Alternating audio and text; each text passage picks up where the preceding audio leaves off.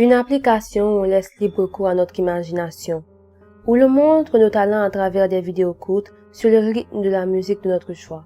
Une application où l'on réalise des challenges drôles afin de divertir la toile et où l'on se fait connaître pour certaines de nos compétences. C'est ainsi que vous tous vous voyez TikTok. Mais si vous saviez à quel point vous vous trompez lourdement. Il y a quelques mois, j'ai décidé d'utiliser TikTok. Non pas pour danser ou un truc du genre, mais plutôt pour partager certains DIY. J'étais plutôt douée en bricolage, alors je me suis lancée. Et j'étais surprise de voir que beaucoup de personnes s'intéressaient à ce que je faisais. Alors j'ai continué, et ceci pendant des semaines. Je recevais beaucoup de soutien, et c'est la raison pour laquelle j'ai décidé d'explorer l'application davantage afin de découvrir des fonctionnalités qui me permettraient d'améliorer mes contenus. Du coup, je suis allée sur Réglages pour modifier certains trucs. Et c'est à ce moment précis que j'ai remarqué une icône que je n'avais jamais vue avant, Redémarrage. J'étais sur cette application depuis plusieurs mois déjà, et je n'avais jamais vu ce paramètre.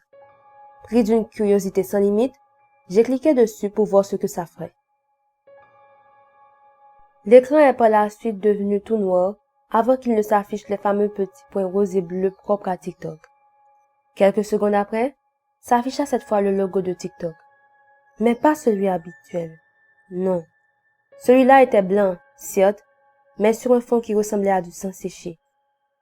Je ressentais déjà un énorme malaise, mais ça s'est davantage empiré lorsque j'ai vu la première vidéo d'accueil.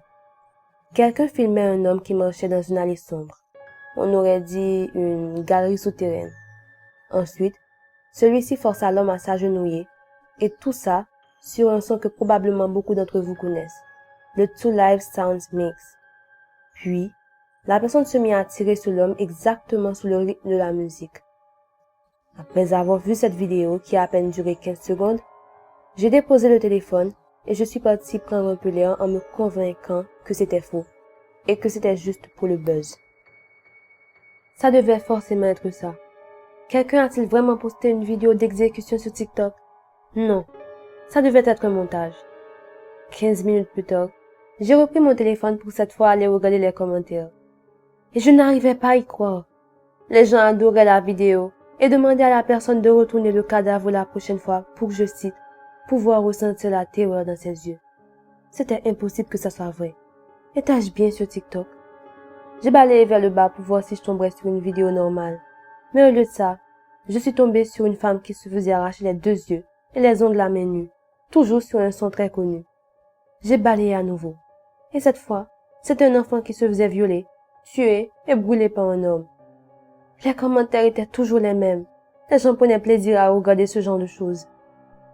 Je n'en pouvais désormais plus. Alors j'ai enlevé l'application pour la télécharger à nouveau. Mais c'était toujours le même TikTok diabolique et je ne savais plus quoi faire pour le retirer.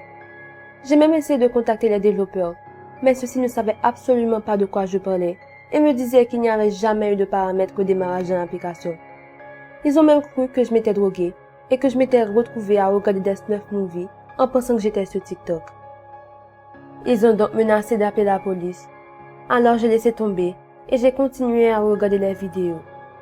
Et plus je balayais, plus elles étaient choquantes et gore.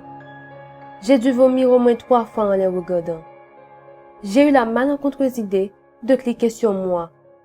Et c'est exactement la raison pour laquelle j'enregistre ça aujourd'hui. Il ne me reste plus beaucoup de temps. Je me sens observée et je sais qu'ils mourront. Alors s'il vous plaît, si vous voyez le bouton redémarrage sur l'application, ne cliquez pas dessus, même si la tentation est grande.